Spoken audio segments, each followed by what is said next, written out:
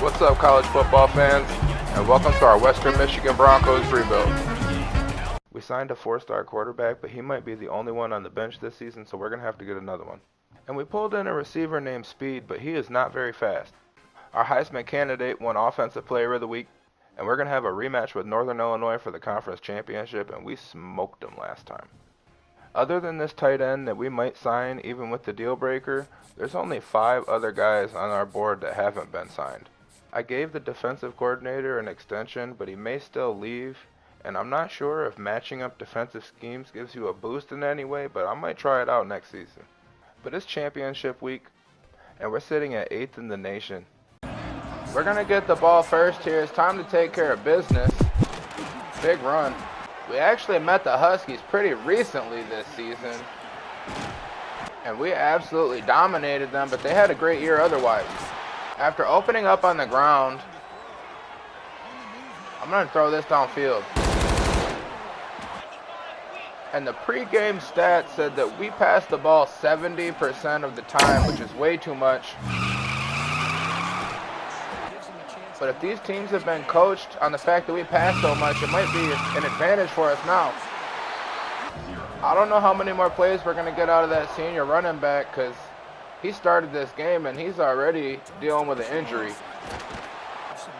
They start their drive from the 17-yard line, cover 4. Quarterback breaks a tackle. And after that scramble, we're keeping our best player on a spy for the majority of this game. Cover 4 still, though. Nobody's open. Man coverage here with everybody bunched up, and we get a sack. Our linebacker got into the backfield quickly there, so I'm going to let him try again, but we get burnt. 2 running back look, playing zone defense, interception. He threw it right at us. And here in the championship game, this is going a lot like it did in the regular season. From the 2-yard line, trying to toss it in here. Tight end gets space. 2-possession lead 3 minutes into this game, and this is looking like it's going to be a blowout. I've got the clock rolling here in the first quarter. I'm going to run a power run to the left. Good blocking. And up to the 38-yard line, try the play action. Should have thrown it down the field. I'm scrambling. This quarterback seems a little bit more durable than Baldonado was for us. We just sailed our first down pass out of bounds. They're playing solid defense here, and I'm throwing second down in the end zone. And we didn't get it on third down. They held us to a field goal this drive. At the start of the second quarter, it is already a 3-possession game. First play of this drive for them. Good throw. And they look ready to run here from the hurry-up offense. I'm sending the blitz. They got receivers at the tight end spot. And all this motion is causing confusion for them, but we get the stop anyway. 3rd and 12. If they don't get this pickup right here, which they're not going to. Oh, never mind. Halfback gets past 3 players, but on the next play they take a sack. They didn't pick nothing up with that quick pass on second down. Cover 4 here. That's a blocking or a holding call on us, but we stop them. And this game is so far out of hand for the Huskies. I could simulate now, but I'm going to play this half. I'm expecting a zone defense here. We get Bigums down the field.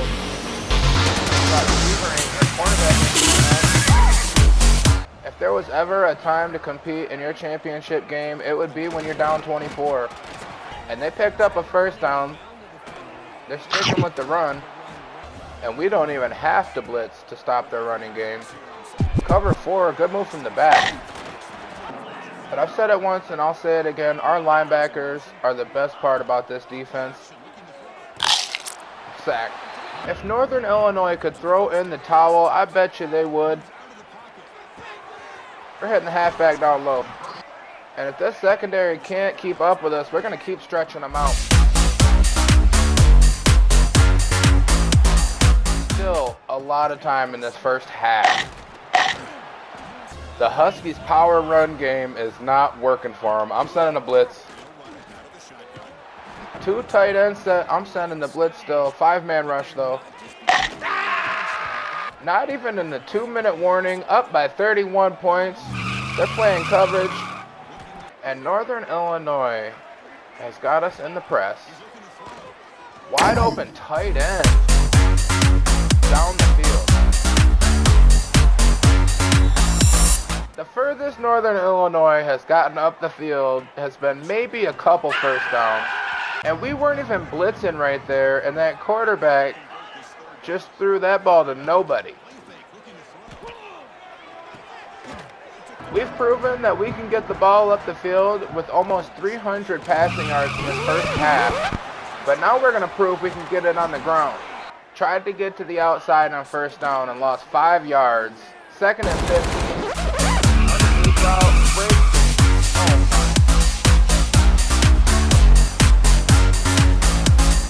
At this point, I'm just trying to see how many points I could put up in one half because we've already put up 45. And ranked 24th in the country, these dudes are extremely overrated. 2nd and 3, we're trying to put up 50 points in this first half. Oh, I just missed the sack.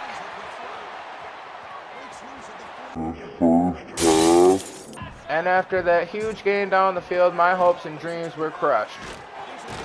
They still have 1 timeout, but the clock is running on them. 10 seconds left.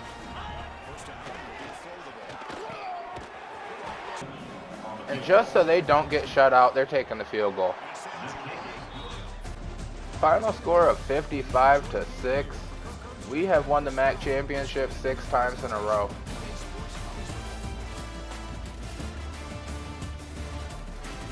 And while Northern Illinois had the best record in our conference, we had some extremely competitive games this season, and I saw some improvement, and we're sticking with these guys. We're still ranked 8th after the conference championship games. And the 2030 Heisman goes to the Georgia Bulldogs wide receiver Frederick Pippins. Our middle linebacker is bringing home the Bednarik Award annually, and this guy in particular is getting moved to safety next season because he has 93 speed. Our running back took home an award with only 932 rushing yards, but he had a lot more receiving that isn't being shown. And we got the back-to-back punt returner of the year. Our middle linebacker needs a showcase at home for all of his awards. And our first round matchup this season is going to be with the USC Trojans. First look at development traits, and we have our fill-in for Kingsbury, as well as an elite wide receiver right here in Slate.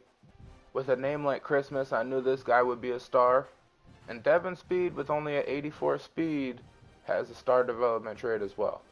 Looking at this first round of the playoffs, there may be a few lopsided games, but I think we're going to have the best one. And our guy actually finished 3rd in the season for Heisman voting. But it's time for our first round matchup. And we actually got blessed being ranked the 8th seed because we got the home field advantage in this game. And this late in the year, we got our first snow game at our home stadium. With the weather on this very first play of the game, they're pressing us. And after throwing the ball to the other team, we're going to get it on the ground. But 3rd and 6. We need a pickup right here. That tight end, maybe, if he can make a big catch for us. Oh, not how I wanted to start this game, going 3 and out. But this is our crowd, and we're making some noise. USC with the hurry-up offense. I'm going to try and blitz them. Play action. Damn, right over the top. And a great block from the receiver.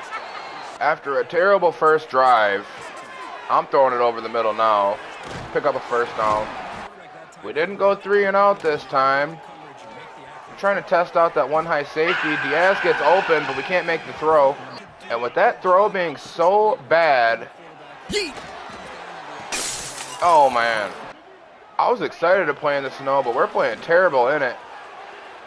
Big catch there though. First down RPO, receiver didn't even run the right route, and we went nowhere. And 3rd down again, I got to test this one high safety. He left Bigums, but the cornerback's there. And not even 3 minutes in this game, I'm going for it, 4th and 7. Can't pick it up. Maybe I had another receiver open right there, but I didn't see him in time. RPO kills us, and our overrated defense is having a hard time stopping these top-rated teams. With that being said, next season, we're going to have all of our juniors come to fruition. But we've had too good of a season to go down in this fashion. The Trojans aren't having an issue holding on to the ball, and they're getting a catch on every play. And I'm going to see if we can get a stop right here. Cover 3. No. He dropped that one, though. 3rd and 5. I don't know how much the weather would affect the field goal attempt right here. I stop him. From the 18-yard line, I don't think it's going to affect them much. Right down the middle.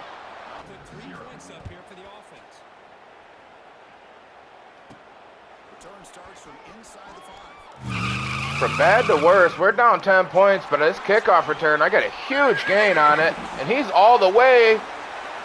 Touchdown. And we're going to need some more of that to keep in this game with these guys, because I'm having a hard time stopping them. These receivers are beating us in zone coverage, so I'm switching over to man right here. They run the football and get pushed back. And with the hurry-up offense, I'm just going to stick with this play call. RPO burns us again. And after the huge gain, they're in the hurry-up offense, feeding the back. We're not stopping them, so I'm just sending a safety blitz right here, and we get a sack off it. Defense finally stepped up on first down. We pushed them back 8 yards. Curl routes. Drop. And with this weather, they might be out of field goal range right here if they can't get this completion. But they sure do. I was watching the running back down low, and we got caught down the field. 5-yard line, they're in scoring position, running the football. And I'm playing Tampa 2 on the goal line. I probably should be having a spy on this quarterback, but we stop him anyway. 3rd and goal, USC had 158 passing yards in just the first quarter. We stop him at the goal line. But they're on the 1 and going for it. I'm in the goal line formation. We need to get this stop right here. We sack them. And after the rough start, hopefully our receivers can hold on to the ball. Good catch. Incomplete pass on the first down blitz. We're going to run up the middle on 2nd and 10. Solid gain. And our senior running back is hurting, and he might be done for his career. But the junior gets space up the middle. USC still lining up safeties on my receivers, and we're getting a huge gain. First down run only got us 1 yard. 2nd down, quick throw, but the cornerback's there, but misses the man. And we should be able to burn the secondary right here, right up the middle. Drop. 2nd and goal, RPO. Watching these defensive backs, getting space. 3rd and goal, we didn't pick it up, and I'm tying the game up. We did not take the lead, but we're in a much better position than we were when we started this quarter. Cover 4. And I'm going to try and get some pressure on this quarterback. Quick throw beats us. But we stopped them from picking up the first down. 3rd and 3, they run the football at the middle, and they get a huge gain. And with all these long drives, we're having a great game right here. 2-minute warning, play action. Great throw. And our defensive backs aren't able to stop them in man coverage, so I'm switching to zone. And we're locking them up. We're going to switch up the zone so that they don't get the same look here. And they get the pass off, though. They want to beat the zones. We're going to play man coverage. But, oh, RPO throws it. And great spin. We've already held them out of the end zone once. Try it again here. Damn, he dropped it. 2nd and goal. I'm watching this running back. RPO, push him backwards, and they appear to be having a hard time getting in the end zone. 3rd and goal, quick throw. 40 seconds left. USC got the best of us in this first half. They're playing prevent defense, leaving the middle open for us. But they know what we're trying to do with the ball. They're playing off of it. Strike to the tight end. Big catch. Timeout. 29 seconds left in this half. We still have 1 timeout. I don't have anybody open. I'm going to send that. Oh, no. He didn't even get it to him.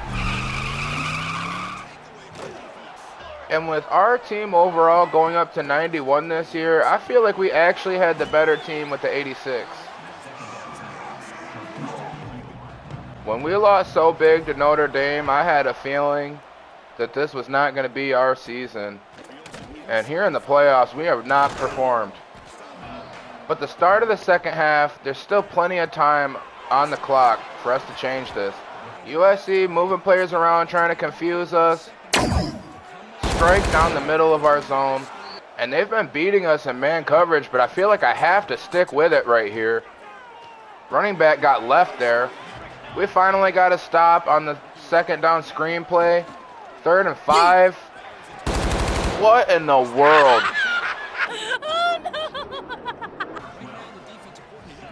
I thought I was going to get an interception right there, and it's like the middle linebacker just like stopped, and it said it was out of reach. 5 minutes remaining in this third quarter. I got Bigums with a little room, but the safety's there. Got to get some points on the board quickly, so I'm throwing the ball. With all the first down mistakes we've made, here we go. We played awful in the first half, but we're starting to pick it up now. I get the receiver open on the comeback. Here on the 32-yard line, they're pressing my cornerbacks. Bigums gets space, misses him. After missing a wide open man in the end zone, I'm throwing it to him again. Safety's there. 3rd and 10. 2 huge mistakes. If we can make a good throw, and here I am about to miss a field goal. And I'm losing all hope here with 3.5 minutes left in this third quarter. We got to make a stop. We got to turn it around on offense. With our defense giving up play after play, we made one on first down and got the sack. But 2nd and 16, they throw a dime. And I'm switching to zone coverage now that they're in the red zone. They're going to run the read option. Break a tackle. We had a linebacker go down this drive, but 3rd and 4, they're in the goal line. And we have no answer for this Trojan offense. We're at home, and we're just not performing on either side of the ball. Our only touchdown was on a kick return. We were extremely overrated with our 91 overall. If I can't get a pass down the field, drops it. We're even getting players open, and we just can't catch the ball. Oh, my. 21-point deficit. They're playing great defense. I'm trying to run away from them. Can't get away. And I was trying to get away from them. Ended up taking the sack right there. It's the last thing we should have done. Throw it away this time. And it feels like no matter what play call I'm on, I just can't get open. 4th and 16. I got my 2 best receivers on one side of the field, and he throws it way out of bounds. This game still isn't over. We have to get a stop right here. 3rd and 9 with 42 seconds remaining. They run it and pick up the first down almost. And miss it. 25 seconds left here. Our players up the field aren't getting open. Late throw. Can't catch it. And even with them leaving my slot receiver open, maybe right here, finally. And after getting blown up on first down, I'm going to run this quarter out with a run up the middle. Pick up another first. In retrospect, I should have stopped throwing the ball when we started dropping so many passes. And my quarterback is 14 for 36 on his attempts this game. They weren't expecting the run, and we got a solid gain right there. I'm going to try him again.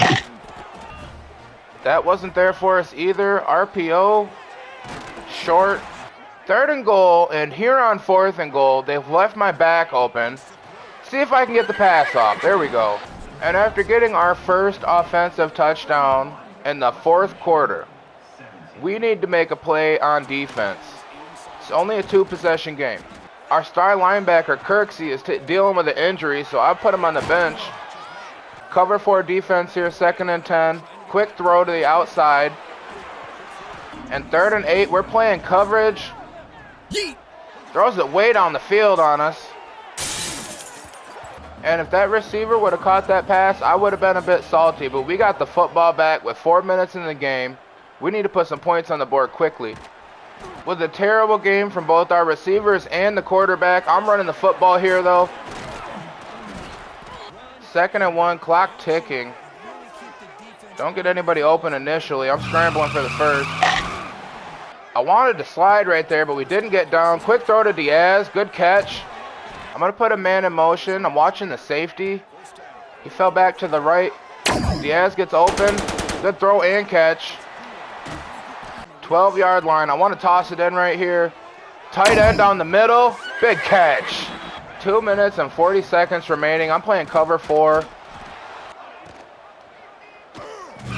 USC just ran the clock down to the 2-minute warning and then broke off the first down. And I didn't even expect them to run a play right there, and they snuck me.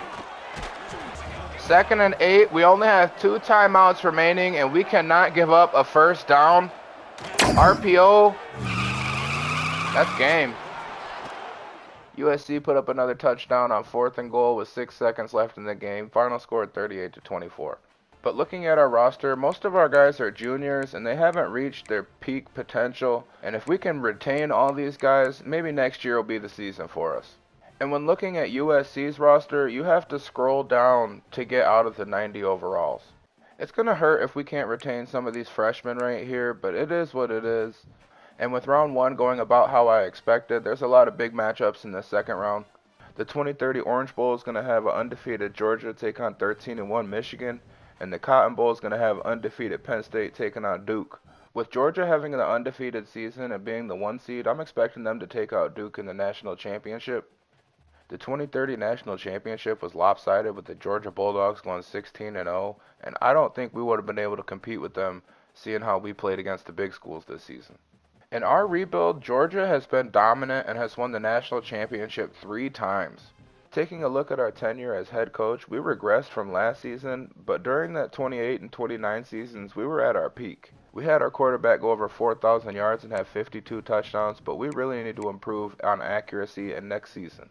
Our running back was just short of 1,000 yards with 13 touchdowns. Bigham's almost had 2,000 yards receiving this year, and our running back had almost 700, bringing him up to 1,500 yards with total offense. The 6 players that play in the box on our nickel package came away with 65.5 sacks this season. Our 2 middle linebackers pulled in 10 interceptions, and our freshman cornerback had 5 himself. But it's time to watch our players leave, and we have to convince our best player to stay, but we have an extremely high persuasion chance. Even with the extremely high persuasion chance, I was sweating to press the button, but we got him to stay. We only got 1 other player to stay in the transfer portal and this cornerback, and the only ones that are really going to hurt me are going to be this freshman cornerback and this freshman outside linebacker. We didn't have any players drafted with our underwhelming senior class, but as I come into the transfer portal, our team prestige went up to 3.5 stars, and we have extra hours now. We have so many players signed this season that I have 800 hours to go for transfers with. Here in the transfer portal, I really wanted to get a good defensive back, and this dude looks like he's decent, but he's not a high-tier prospect. And we're switching to the 4-3 this season. I wanted to pick up some defensive tackles, and this guy right here is a 98 strength. In week 2, we're in a big competition for most of these guys, and with there only being 1 cornerback that can keep up with some of these fast receivers, if we don't make any improvements in training results, it's going to be a weak spot for us. And these 2 receivers we're going for, we're in a tight battle with as well. This last week of this transfer portal, this deal breaker gets broken, and the last time this happened, we signed the player. And we're on a recruiting battle for that defensive tackle that had the 98 strength. But now the transfer portal's over, and it's time to see where we hit and where we missed with these guys. And the 6'6" tight end with the pain in the ass deal breaker signed with us because it's a pain in the ass for everybody. We got our cornerback, but we missed out on the defensive tackle and this wide receiver. And none of these end-of-the-season signings had a better development trait than impact. Our players are on auto-progress because I didn't want to spend my time with it, and I'm hoping this guy puts his points into accuracy over training results. This season we start with 5 backs, and I don't need to move anybody, and after this guy progresses a little bit, I'm going to move him over to fullback. We had 2 wide receivers come in at a 76 overall, and that transfer came in at an 89. I moved our freshman over to the left edge position instead of the right edge, and I want him to develop behind this senior. Our biggest change has been the linebacker position, and I swapped these guys around, and Kingsbury went up to a 93 at the Sam spot. And with no second great middle linebacker right now, we are switching to the 4-3, and I'm going to move one of our edge rushers into the defensive tackle spot to fill in. Before training results, McClellan is at an 83. Our transfer came in at an 82 for cornerback. Our freshman is going to have a big offseason, and we had another freshman come in at a 75. At the free safety spot, we have Frederick Duval with the star development trait. And I moved our award-winning middle linebacker over to strong safety, and he jumped up to an 86. Before training results, we have 4 players at a 90 overall or above. Kirksey has upgraded his development trait again to elite. Our senior cornerback went up to an impact. Biggums was only an impact player, and he went up to a star. Our redshirt freshman defensive tackle went up to a star as well. And that's the most players we've had upgrade their development trait in one season. After training results, we have 9 players over 90 overall. Our junior quarterback is up to a 93, and he looks incredible. Paxton went up to a 92, but our redshirt freshman Kiwanuka jumped all the way up to an 86. We have 3 receivers capable of reaching a 1,000-yard season.